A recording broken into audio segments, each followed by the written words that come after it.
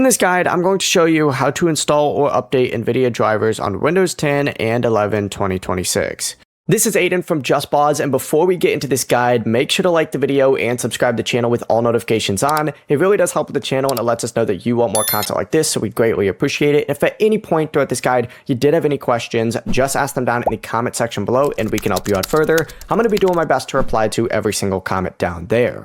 Now, first things first, open up your browser and you need to go ahead and just search for the Nvidia website and download the Nvidia app.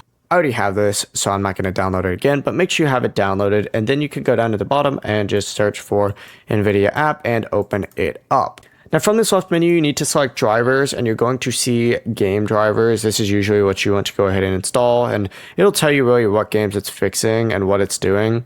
You just need to hit download just like so next to the driver that you want, and once it finishes, the installation will then start, and you need to follow the prompts. Most of the times it's going to shut off your monitor a few times, and after you do that, you're good to go. You can always check this driver page for details as well, but that's the full process. Before you do leave, make sure to like the video and subscribe to the channel with all notifications on. It really does help with the channel and it lets us know that you want more content like this. We'd greatly appreciate it. And if at any point throughout this guide you did have any questions, just ask them down in the comment section below and we can help you out further. I'm going to be doing my best to reply to every single comment down there. Peace.